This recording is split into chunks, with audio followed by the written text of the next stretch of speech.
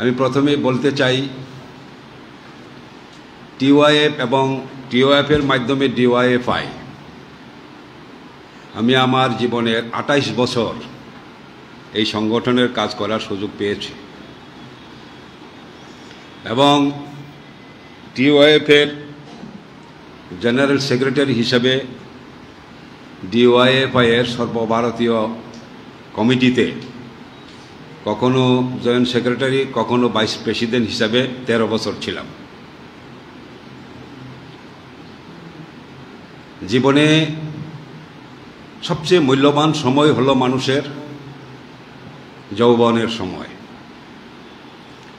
সেই সবচেয়ে দামি সময়টা আমার জীবনের আমি ডিওয়াইএফআই এর জন্য কাজ করতে পেরেছি, সেটাকে আমি আমার সবচেয়ে জীবনের মূল্যবান গর্বের বিষয়, অহংকারের বিষয় বলে আমি মনে করি। এবং এই ডিওয়াইএফআই করার মধ্য দিয়ে সুবাদে আমি অনেক কিছু অভিজ্ঞতা অর্জনের সুযোগ পেয়েছি দেশে এবং দেশের বাইরে। একবার বিনা খরচে জার্মান হয়ে সুইডেনে যাওয়ার সুযোগ হয়েছিল। তাদের ওইখানকার একটা বামপন্থী যুব সংগঠন ওয়াং বেনস্টার, বেনস্টার মানে রেড, ওয়াং মানে ইয়ং, ওয়াং বেনস্টার তাদের অরিজিন আগে কমিউনিস্ট পার্টির সোভিয়েত ইউনিয়ন পতনের পর নাম পরিবর্তন করে আর কি। তাদের জাতীয় সম্মেলনে ডিওয়াইএফের পক্ষ থেকে প্রতিনিধিত্ব করার আমার সুযোগ হয়েছিল। তখন আমি ওইখানে বক্তব্য রাখার সুযোগ পেয়েছিলাম। সেখানে আমি উল্লেখ করেছিলাম আমাদের দেশে আমাদের ডিওয়াইএফআই এর মেম্বার সংখ্যা 16 মিলিয়ন। তারা তো লক্ষও বুঝবে না, কোটিও বুঝবে না, কাজে মিলিয়ন দিয়েই আমাকে বলতে হবে। সুতরাং আমি হিসাব টিসাব করে বলেছিলাম 16 মিলিয়ন। তো এই 16 মিলিয়নটা সুইডিশ যুবক যুবতীদের কাছে এত বেশি মনে হলো। আমার বক্তব্যের পর যখন খাওয়া দাওয়া হয় তখনও বেশ কিছু যুবক যুবতী আমাকে ঘিরে ধরে, is it 16 million, is it 16 million কইয়া জিজ্ঞাসা করতে আছে। আমি আবার হিসাব করলাম, আরে আমার ভুল হয়েছে কিনা। 16 মিলিয়নটা 1 লক্ষ মানে 1,60,00,000 এই তো না, তাহলে আমি ঠিকই কইছি। মিলিয়ন করতে গিয়ে আমি ভুল করে লাইলাম নি তো না। তো সুইডেনের মতন দেশে, আমাদের মতো এত বড় দেশ, এত জনসংখ্যার দেশ তো না, ডিওয়াইএফআই মানে বামপন্থী মতাদর্শে এত যুবক আছে ইন্ডিয়াতে, এটা তাদের কাছে এটা অবিশ্বাস্য অভাবনীয় ব্যাপারে মনে হয়েছিল বলে মনে হয়। তা আজকে কত আমি জানি না, কত আজকে, হ্যাঁ 1 কোটি। যাই হোক, আপ ডাউন তো হতেই পারে। তখন তো কেরালা, পশ্চিমবঙ্গ, ত্রিপুরা 3 রাজ্যেই বোধহয় আমরা ছিলাম সরকারে। আর তাছাড়া এই যে মোদি তো তখন ক্ষমতাই নেই, 2002 সালে তো, ফলে তখন যদিও সোভিয়েত ইউনিয়নের সমাজতন্ত্রের বিপর্যয়ের একটা প্রভাব সারা বিশ্বে আছে, তারপরেও আমাদের দেশে কিছু রাজ্যে আমরা ছিলাম এবং তখন আমাদের মেম্বারশিপ এরকম জায়গায় পৌঁছে গিয়েছিল। ভবিষ্যতে আরও বাড়বে আমি মনে করি। এবং তখন যখন দুনিয়া জুড়ে উল্লাস পুঁজিবাদীদের যে ইতিহাসের পরিসমাপ্তি ঘটেছে, সোভিয়েত ইউনিয়নের পতনের মধ্য দিয়ে ঠান্ডা যুদ্ধের অবসান হয়েছে, পুঁজিবাদেই শেষ কথা, দেয়ার ইজ নো অল্টারনেটিভ। তখন আমরা ভারতবর্ষের ডিওয়াইএফআই তখন খুব জোরের সঙ্গে আমরা স্লোগান তুলেছিলাম, socialism is the future and the future is ours, there is alternative, socialism is the alternative আমরা বলেছিলাম। টিনা নয় SITA, there is no alternative TINA, socialism is the alternative SITA, খুব জোরের সঙ্গে বলেছিলাম। পৃথিবীর অনেক দেশের বামপন্থী যুবকরা এত জোর দিয়ে বলতে পারে নাই, আমরা ডিওয়াইএফআই বলেছিলাম। এবং পরবর্তী সময় দেখা গেছে সোভিয়েত ইউনিয়নের পতনের পর যে বিপর্যয় সারা পৃথিবীতে দেখা গেছিল, সেখান থেকে একটু একটু করে আবার বামপন্থী শক্তির অগ্রগতি, উত্থান পৃথিবীর বিভিন্ন জায়গায় ঘটতে শুরু করলো। একেবারে আমেরিকার নাকের জগায়, যেখানে ল্যাটিন আমেরিকা দেশগুলি, যেটা বলা যায় আমেরিকার এই তাবেদারি সরকারগুলি আছে, সেখানে একেবারে আমেরিকার কাছেই মার্কিন সাম্রাজ্যবাদের শোষণের বিরুদ্ধে সবচেয়ে বড় বড় আন্দোলন সংগঠিত হলো এবং বামপন্থীরা কোনো কোনো দেশে ক্ষমতায় আসতে সক্ষম হলো। সেখান থেকে আমাদের জীবনে, আমাদের লাইফেই এটা পরিষ্কার যে আমরা যে কথা বলেছিলাম, socialism is the future and the future is hours, এটাই সত্য। সোশ্যালিজমের লড়াইয়ের চেয়ে বড় দেশপ্রেম আর কিছু হতে পারে না। সোশ্যালিজমের জন্য যে আমরা লড়াই করছি, আমরা দেখেছি সোশ্যালিজম এখন কাল্পনিক না। সোভিয়েত ইউনিয়নে আমরা দেখেছি বিপুল অগ্রগতি সোভিয়েত ইউনিয়নের, যদিও পরবর্তী সময় পতন ঘটল বিশ্বাসঘাতক কমিউনিস্ট কিছু নেতৃত্বের জন্য। কমিউনিস্ট পার্টির নেতারাই কমিউনিস্ট পার্টিকে বেআইনি করে যখন পতন ঘটালো, সেটা অন্য বিষয়। কিন্তু তাই বলে সোভিয়েত ইউনিয়নেও এই সমাজতন্ত্রের যে অনুপনীয় দাগ রেখে গেছে, সেটা আজও কেউ মুছতে পারে নাই। রবীন্দ্রনাথের এই যে রাশিয়ার চিঠি, মিথ্যা না? সোভিয়েত ইউনিয়নের আগে, প্রতিষ্ঠার আগে, সমাজতান্ত্রিক বিপ্লবের আগে, নভেম্বর বিপ্লবের আগে মানুষের ধারণা ছিল আলুর নিচে অন্ধকার আছেই। রবীন্দ্রনাথ বলেছিলেন, সোভিয়েত ইউনিয়নে এসে দেখলাম আলুর নিচে অন্ধকার থাকে না। নতুন ধরনের সমাজ এবং বিজ্ঞান প্রযুক্তির একেবারে অবিস্মরণীয়, বিস্ময়কর অগ্রগতি ঘটেছিল, এটা মিথ্যা না। তবু পতন ঘটল কমিউনিস্ট নেতৃত্বের বিচ্যুতির জন্য। আছে আরো কিছু দেশে এখনো সমাজতান্ত্রিক সমাজ, তার অগ্রগতিও আমরা লক্ষ্য করছি। আজকে কোভিড মহামারীর কবলে সারা পৃথিবী, সেখানে আমরা কি দেখছি? কোভিড মোকাবেলায় সবচেয়ে সাকসেস হলো সমাজতান্ত্রিক দেশগুলি। চাইনাতে প্রথম এই কোভিড ধরা পড়ে, চাইনার আগে অন্য দেশে এই রোগটা দেখা গিয়েছিল, কিন্তু আইডেন্টিফাই হয় নাই, তখনও ডায়াগনোসিস সেই হয় নাই।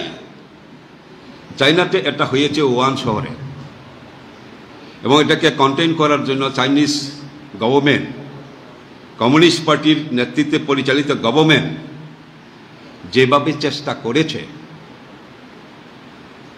এটা এক কথায় সমাজতন্ত্রের শ্রেষ্ঠত্ব উজ্জ্বলভাবে তুলে ধরেছে। সেখানে এখন পর্যন্ত 5 থেকে 6,000 এর বেশি লোক মারা যায় না কোভিডে।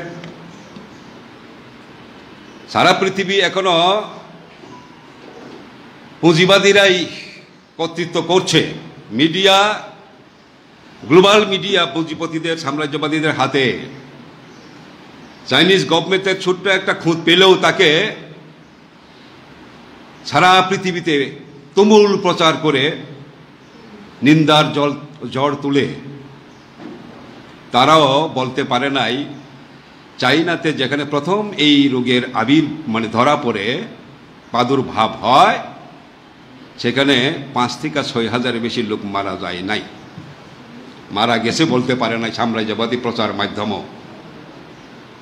আর সেখানে আজকে সাম্রাজ্যবাদী পুঁজিবাদীর যে নেতা, মার্কিন সাম্রাজ্যবাদ, যার এত টেকনোলজি, যার এত শক্তি, এত সম্পদ, সেই আমেরিকায় সবচেয়ে বেশি লোক মারা গেল, 6 লক্ষের উপর। তারপর ব্রাজিল, বিভিন্ন পুঁজিবাদী দেশেই চরম ব্যর্থতার পরিচয় দেখা গেল।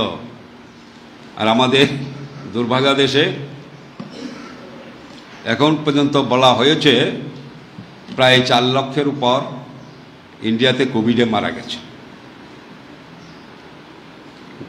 লুকিয়ে রাখা হয়েছে, প্রকৃত তথ্য গোপন করা হয়েছে। পৃথিবীতে বিভিন্ন দেশে লকডাউন হয়েছে, কিন্তু লকডাউনের অপরিকল্পিত লকডাউনের ফলে পরিযায়ী শ্রমিকরা এক শহর থেকে নিজের গ্রামে 1000 মাইল অতিক্রম করতে গিয়ে শত শত মারা গেছে। এরকম ঘটনা পৃথিবীর কোনো দেশে হয় নাই। দ্বিতীয় ওয়েভের সময় মারা গেছে পৃথিবীর বিভিন্ন দেশেই, কিন্তু তাই বলে নদী ভর্তি হইয়া লাশ কোনো দেশে বেশে যায়নি, ইন্ডিয়া ছাড়া শত শত লাশ। এবং সাম্রাজ্যবাদী মিডিয়াগুলাই ভারতবর্ষের গভর্নমেন্ট যে মিথ্যা তথ্য দিচ্ছে, গোপন করছে মৃত্যুর সংখ্যা, সেটা অনুমান করেছে, প্রকৃত তথ্য প্রকাশ করার চেষ্টা করেছে। বিবিসি এবং আমেরিকার যে নিউজ মাধ্যমগুলা বিভিন্ন এজেন্সিকে দিয়া জানার চেষ্টা করেছে, এবং তাদের যে মেথড, কত মারা গেছে তা আন্দাজ করার যে মেথড, অ্যাকুরেট সংখ্যা তো কোথাও পাওয়া যাবে না কোনো দেশেই। মেথডটা কি? খুব গ্রহণযোগ্য মেথড। কোভিড আসার আগে, কোভিড প্রাদুর্ভাবের আগে, মহামারী আসার আগে ইন্ডিয়াতে জেনারেলি বছরে কত লোক মারা যায়, আর কোভিড আসার 2 বছরের মধ্যে বছরে কত মারা গেল এখন পর্যন্ত, সেটা হিসাব করলে সহজেই কাছাকাছি হিসাবটা পাওয়া যায়। তাদের হিসাব মতে জেনারেল স্বাভাবিক সময়ে ইন্ডিয়াতে যত লোক মারা গেছে তার চেয়ে প্রায় 40 লক্ষ লোক বেশি মারা গেছে এই কোভিড আসার পর। ভাবতে পারেন? এখান থেকেই তো বোঝা যায় কমপক্ষে 30 লক্ষ লোক মারা গেছে কোভিডে আমাদের দেশে। এই অস্বাভাবিক মানে মৃত্যু কিভাবে ঘটলো এই 2 বছরে? এতদিন বছরের পর যে একটা হিসাব পাওয়া যায় প্রতি বছরে, তার চেয়ে এত লক্ষ লক্ষ 30 লক্ষের মতন বেশি মানুষ মারা গেল কি করে? সেখান থেকেই বোঝা যায় ভারতবর্ষের গভর্নমেন্ট কত বড় ব্যর্থ। আর সেই জায়গায় ভিয়েতনামে, উত্তর কোরিয়ায়, সমাজতান্ত্রিক দেশগুলিতে মানুষ মারা গেছে না বললেই চলে। আজকে চায়না পৃথিবীর মধ্যে দ্বিতীয় অর্থনীতির দেশ, সামরিক শক্তিতেও পৃথিবীর সবচেয়ে লম্বা ব্রিজ সমুদ্রের উপর 55 কিলোমিটার চায়নাতেই আছে। সম্ভবত 2022 সালে তারা একটা কৃত্রিম চাঁদ উপহার দেবে তাদের দেশে।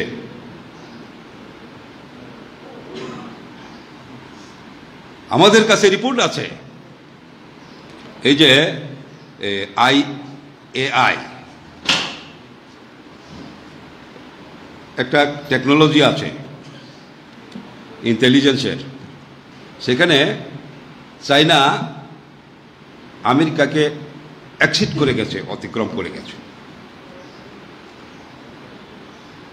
চীনে বিপ্লব হয় ভারতবর্ষের 2 বছর পরে, ভারত স্বাধীনতা লাভের 2 বছর পরে চীনের এই অগ্রগতি। তাদের থেকে অনেক অনেক দূর পেছনে আমাদের ভারতবর্ষ। কবিদের কিভাবে মারা গেল, অর্থনীতির কি বেহাল অবস্থা আমাদের,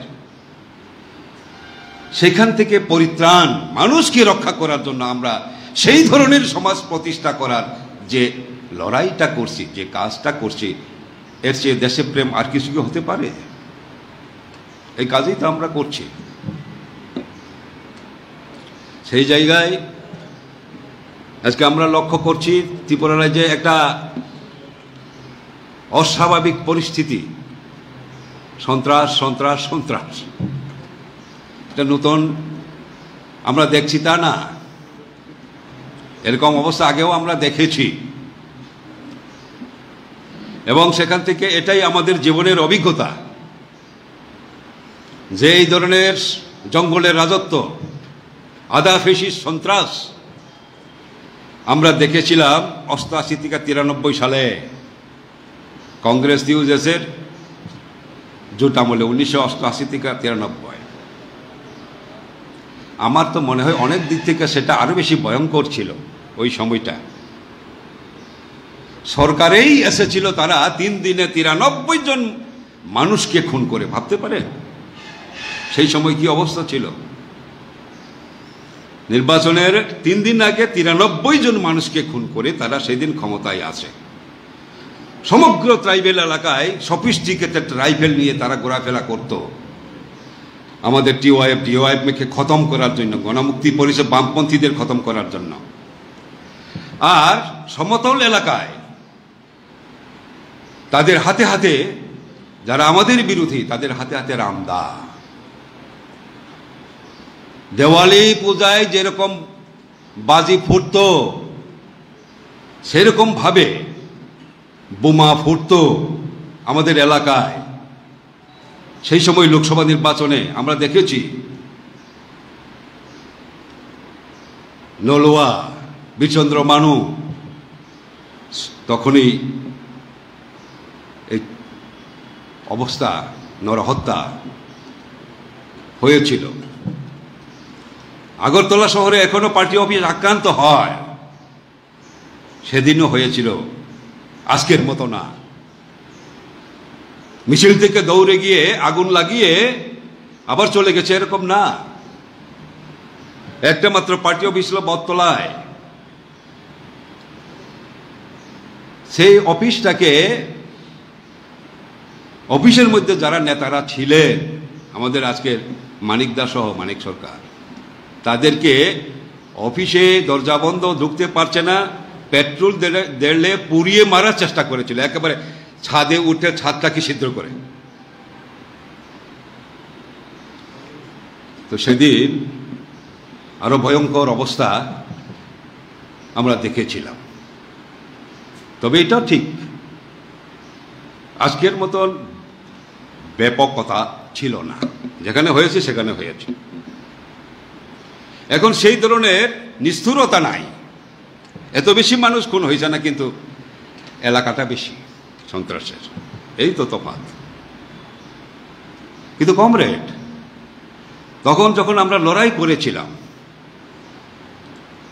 আমরা তো বাড়ি করে অনেকে ঘুমাতে পারি নাই, এলাকায় থাকতে পারি নাই। তখন আমরা পূর্ণ যুবক, তখন আমাদের এলাকার কথাই বলি, অনেকেই নিজের বাড়িতে ঘুমাতে পারেন না। সেই কারণে আমার বাড়িটাই সেন্টার ছিল, একটা ছোট্ট মাডওয়ালের আলাদা ঘর ছিল, সেখানে আমরা কয়েকজন ঘুমাতাম।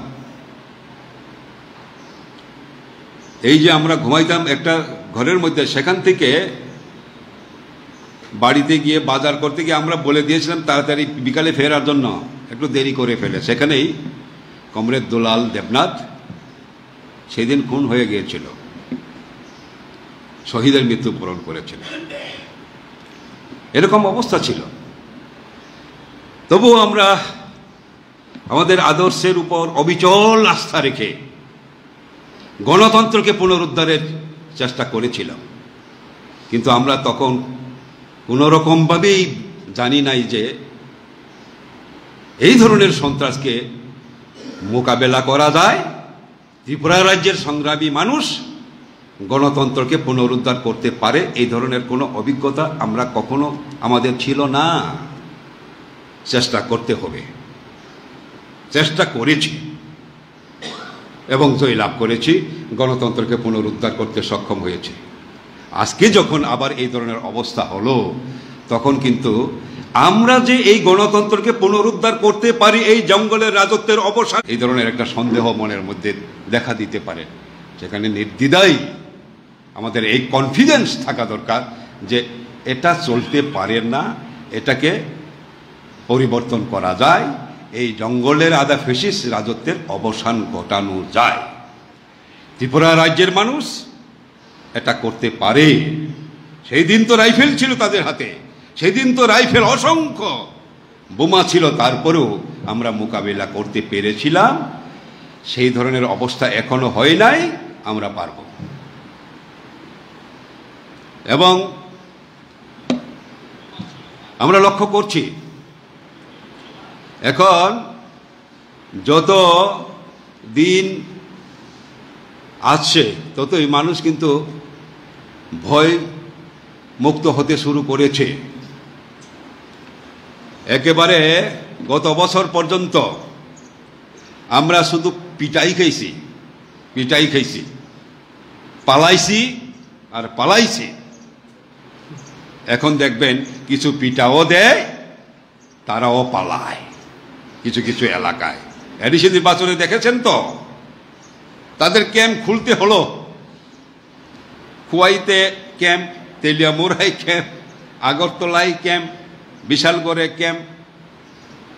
ট্রাইবেল বিজেপিরা দৌড়ানি খাইয়া এই ক্যাম্পগুলিতে বাড়িঘর চাইরা আশ্রয় নিতে বাধ্য হয়েছে, যেটা 88 থেকে 93 সালের মধ্যে ঘটে নাই।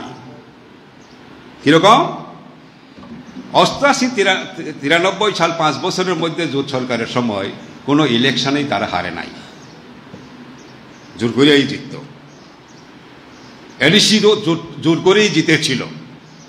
কিন্তু এইবার ওই যে সেই 5 বছরের অভিজ্ঞতা আছে মানুষের মনে, জানা আছে, সেই কারণে কিন্তু সরকারে থাকা সত্ত্বেও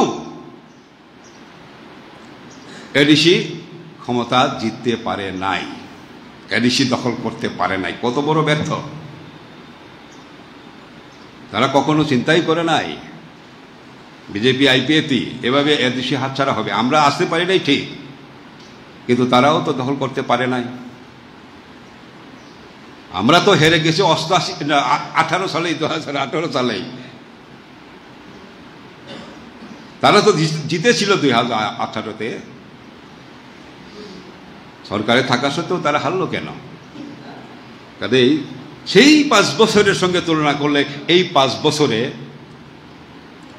সেই 5 বছরের জোট সরকার যত শক্তিশালী, এই 5 বছরের জোট সরকার এত শক্তিশালী না আমি মনে করি।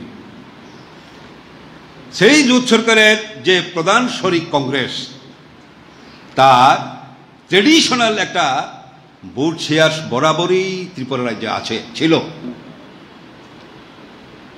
ভালো একটা ভোট শেয়ার, কখনো কমে নাই। এটা ট্রেডিশন।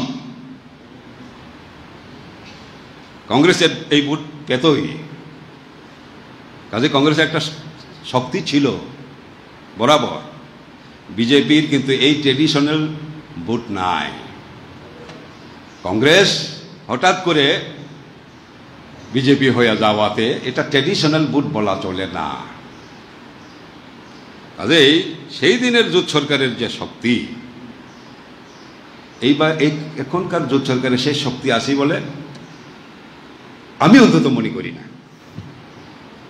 কাজেই আমরা সবাই মিলে চেষ্টা করলে এই অন্ধকার রাজত্বের অবসান ঘটানো যায়। এইভাবে ডিওয়াইএফকে আরো শক্তিশালী করার পথ আমরা প্রশস্ত করতে পারি। আগামী দিনে জনসাধারণ একেবারেই প্রস্তুত।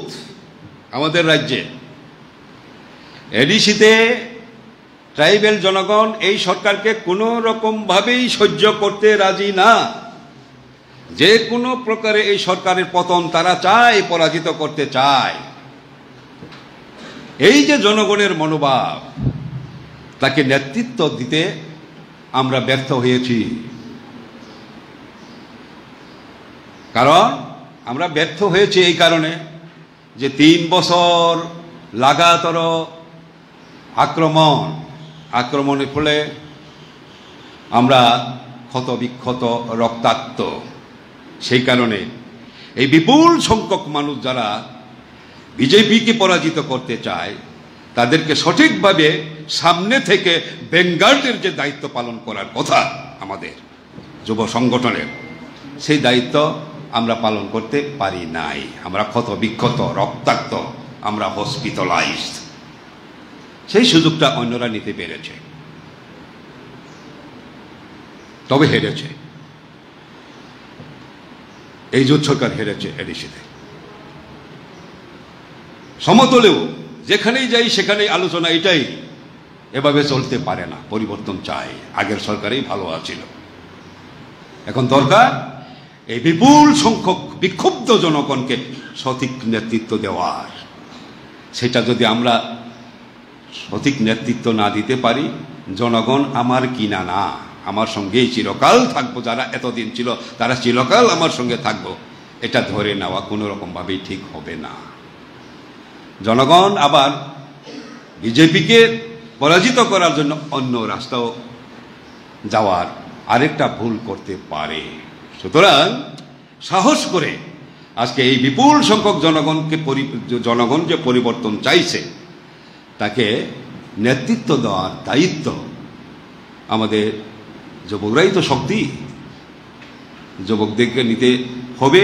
এই দায়িত্ব ডিওয়াইএফআই পালন করতে পারবে, এই দৃঢ় বিশ্বাস ব্যক্ত করে আবারও আমাদের রাজ্যে ডিওয়াইএফ উভয় সংগঠনের অগ্রগতি কামনা করে সকলকে আমার আন্তরিক অভিনন্দন জানিয়ে আমার বক্তব্য এখানে শেষ করছি।